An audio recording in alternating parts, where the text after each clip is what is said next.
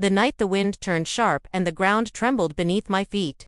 I knew something was wrong long before I saw the glow rising behind the hills. I crouched low, gripping a broken spear, watching shadows dance like angry spirits as fire swallowed the trees. Our enemy clan had struck again, stealing the food we gathered with bleeding hands, thinking we would crawl away in fear, as we always did. But they did not know what I had found hidden near the old river stones. A secret that could break their pride and turn their victory into their downfall. As I slipped through the burning brush, smoke scraping my lungs, I felt no fear, only a cold promise forming inside me. This time I would not run. This time I would make them face the hunger they forced on us, and they would never see the twist coming today. My name is Arik, and in this story, I take you back millions of years to the age when survival ruled every breath and hope was thinner than smoke. Each morning I opened my eyes expecting danger. Because in my world, even the softest sound could hide teeth waiting to tear me apart. The ground shook with giant footsteps, the sky echoed with screams of beasts fighting for their next meal, and my clan clung to life with empty stomachs and tired bones. But hunger was not our only enemy. Another clan watched us from the shadows, waiting for the moment we became weak enough to crush. They believed we would stay afraid forever, yet they never imagined the storm rising inside me. I carried a secret they could not see, a secret sharp enough to turn fear into revenge.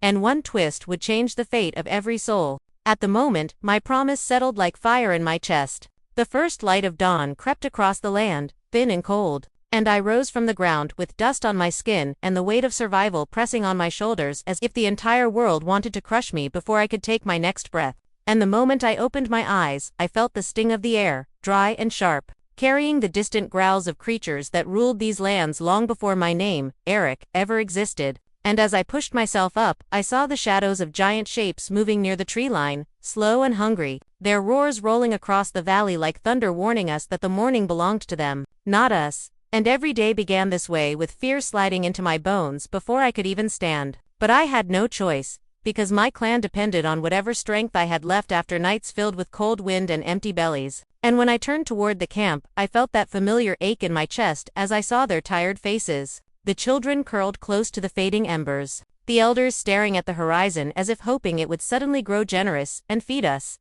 Yet we all knew the truth. The land was turning against us day by day, the rivers shrinking, the animals moving deeper into dangerous territory, and the air itself felt thinner, as if nature wanted to test how much suffering we could endure before breaking. And when I walked to the food pit, my heart tightened because I already knew what I would find. Almost nothing, a few torn roots, a cracked bone stripped clean long ago, and a handful of berries that would barely keep a child standing. And as I knelt beside it, the cold truth struck me hard.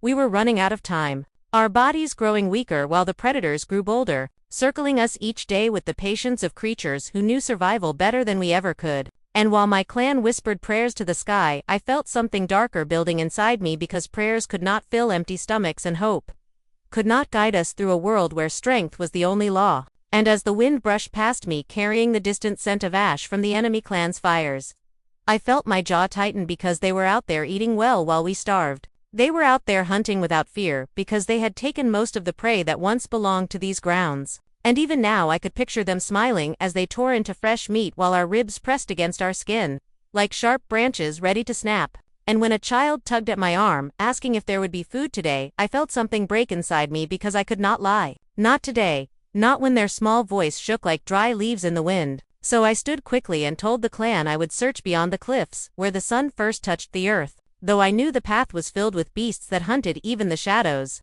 And as I stepped away from them, the land stretched before me like a wounded creature. Cracked ground, broken trees, the distant echo of dying rivers, everything reminding me that this world had no mercy to spare. And yet somewhere deep inside, I held on to the secret I had discovered near the old river stones. Something powerful enough to change our fate, if I dared to use it. Something the enemy clan must never learn about. And with each step, the fear inside me twisted with determination, because I knew this day would decide whether my clan lived or vanished like dust carried away by the wind. And as I walked into the rising sun, the ground shifted under my feet and the cries of hunting beasts grew louder. But I did not stop. Not when the shadows moved around me. Not when the air filled with the scent of blood from some unseen kill. Because hunger had carved its mark on us for too long, and I could not let my people fade into the silence of forgotten bones. And with every breath I felt the promise I made last night burning brighter as if guiding me forward, telling me that this dawn, cruel as it was, would lead me toward the moment everything changed forever. As I moved deeper into the wild, the air thickened with heat and dust swirling around me like a warning from the earth itself.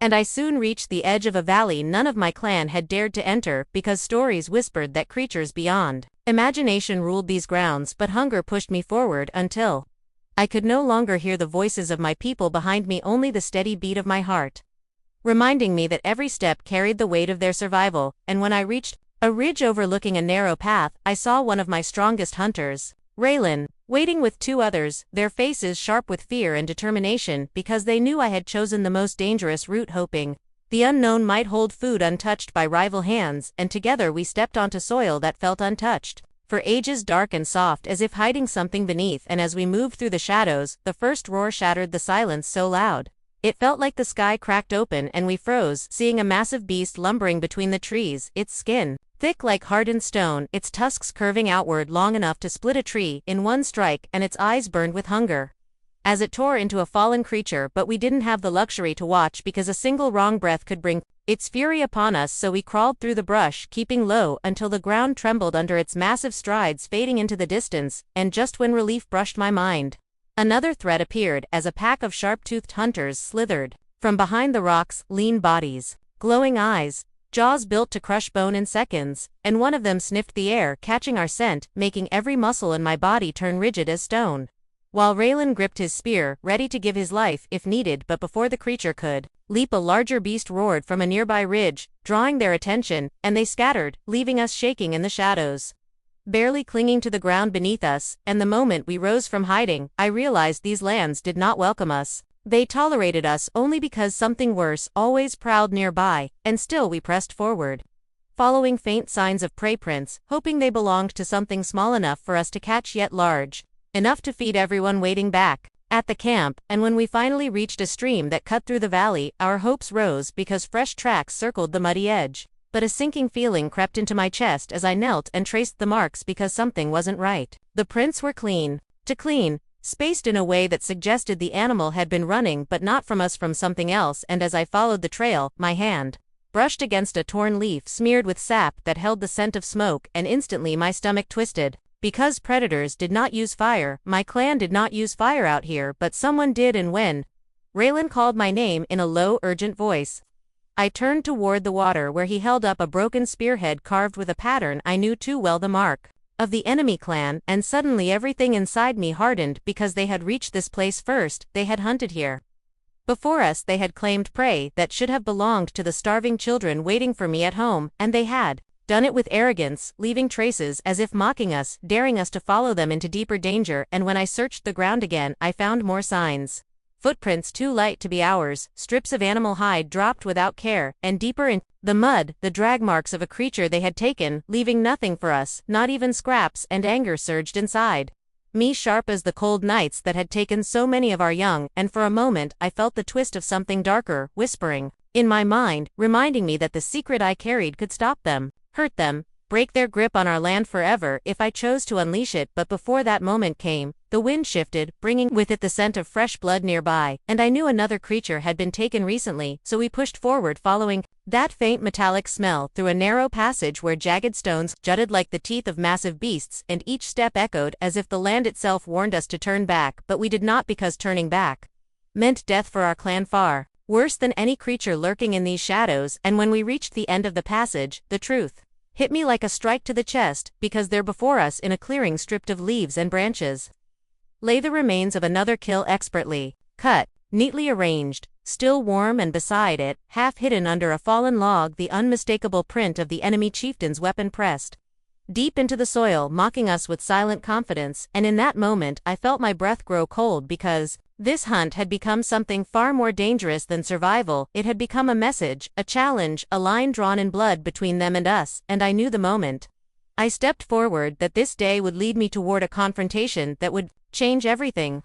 The moment I stepped into the clearing and saw the marks carved into the soil, my pulse tightened, because the enemy clan, known for striking first and vanishing like smoke, had stood here only moments before us. And the way the footprints curved toward the ridge told me they had moved fast, carrying something heavy enough to drag lines through the dirt. And without saying a word to Raylan, I followed those faint tracks into the thick brush, keeping my body low to avoid being seen as the air grew heavy with the smell of damp earth and distant fire, and every step made the tension in my chest coil tighter because I knew these hunters were not only skilled but cruel enough to leave nothing behind for anyone else who dared enter their territory. And when the prints split into two paths, I crouched to study the smaller trail, noticing the careful placing of feet, a sign showing someone tried to hide their movements yet failed under pressure, and I motioned for the others to stay back while I took the risk alone, slipping between massive roots and twisted branches until I reached a shadowed slope where the ground dipped sharply, and there I paused, listening to the faint crack of wood far below, which meant they were not far. And as I moved down the slope, gripping stones to steady myself, I saw something strange near a cluster of trees, leaves pulled aside in a way only human hands could manage, forming a narrow entrance into a hidden hollow. And when I stepped inside, the smell hit me first, thick, metallic, unmistakable, the scent of freshly kept meat, and my heart slammed against my ribs as I saw a deep pit carved into the earth filled with the bodies of creatures taken from our lands, piled with precision and covered in damp leaves to keep the scent down. And for a moment, I stood frozen because the amount inside that pit could have fed my clan through many nights, and the thought of my people starving while this stash lay hidden made my hands shake with anger. But that anger turned into something sharper when I noticed the ropes hanging beside the pit, woven from fibers only my clan used because the rival tribe preferred stronger, thicker strands taken from river reeds, not from tree bark. And the realization crept through me like poison that someone from my own people had come here, willingly helping the enemy store the food they stole from us. And the betrayal hit me so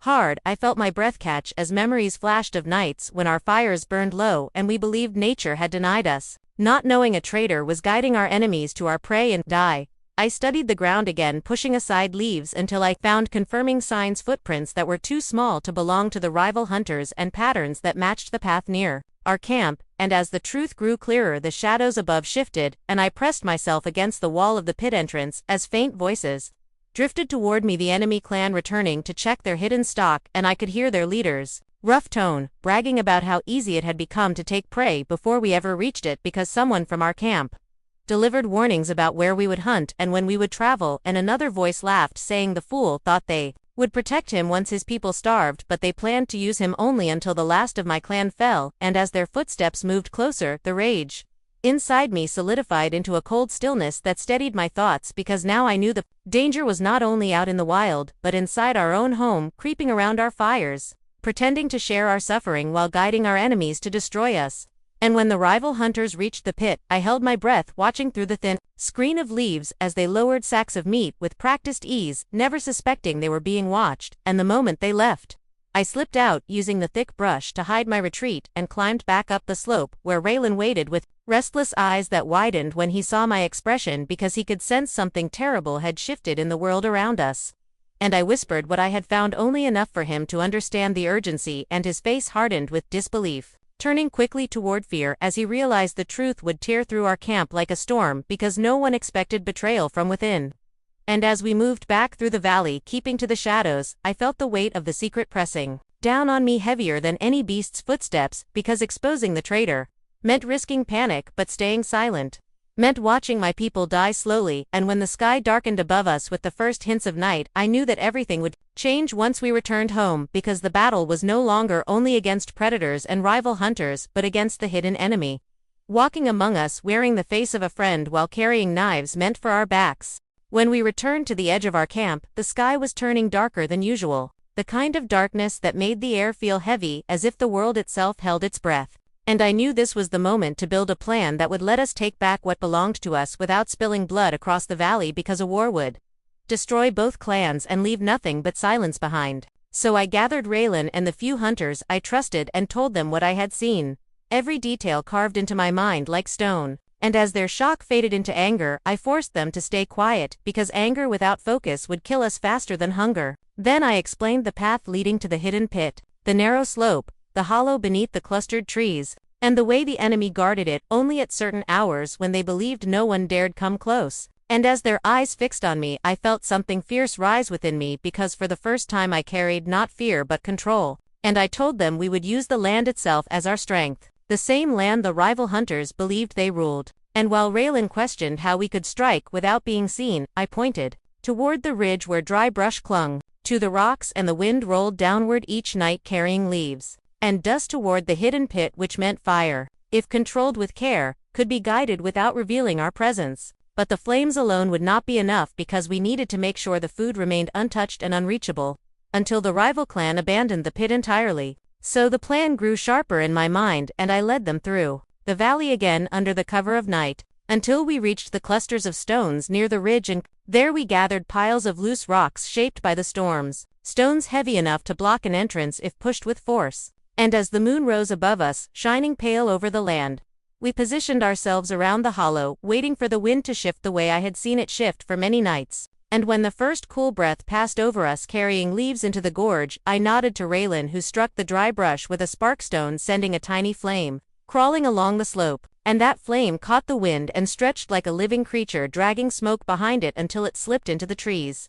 above the hidden pit, not strong enough to burn the forest but thick enough to cloud the air and confuse the rival clan when they returned. And as the smoke thickened, I signaled the others to push the stones one by one, each rock rolling downward with a deep thud until the entrance of the hollow began to close. And when the enemy hunters arrived, shouting in fear as they saw smoke rising from the ground, they rushed toward the pit to save their stolen meat, but the stones sealed the opening faster than they could react, trapping the food inside and leaving them powerless to reach it. And panic spread among them because they could not stay with the smoke growing thicker nor uncover the entrance without tools they had left behind. So they fled into the forest, screaming for their leader to regroup and rethink their claim. And as their voices faded, the valley fell silent except for the crackle of dying flames. But triumph did not touch me yet, because I knew the hardest part waited at home, the betrayal still hidden in the heart of our camp. And when we returned to the fires, the clan gathered around us with hope flickering in their tired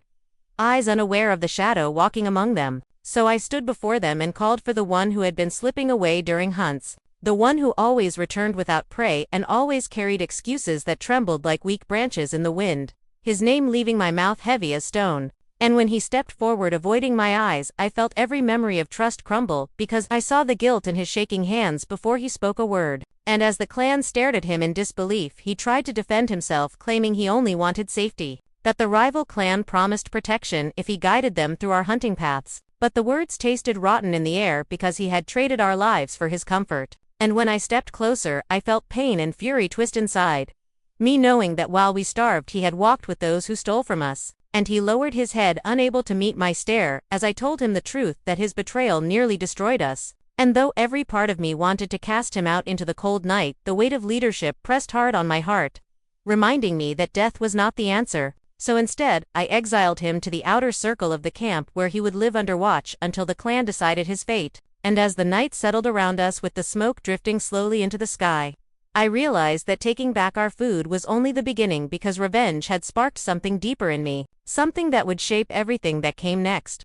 As the first light of dawn touched the valley, our clan stood together around the reclaimed food, faces streaked with ash and sweat, hearts beating in unison with the rhythm of survival. And I watched as the children fed without fear for the first time in cycles, while the hunters sharpened new skills learned from the trials we had endured, moving with silent precision and understanding the ways of the forest in ways that even the enemy could not predict. And just as relief began to settle in, a distant rumble rolled through the trees, and the earth beneath us shivered, a reminder that the forest always held dangers beyond our sight. Yet instead of fear, I felt resolve, because we were no longer weak, no longer divided. And in that moment, I realized that victory was not only about reclaiming what was stolen, but about forging a clan wise, united, and ready for anything.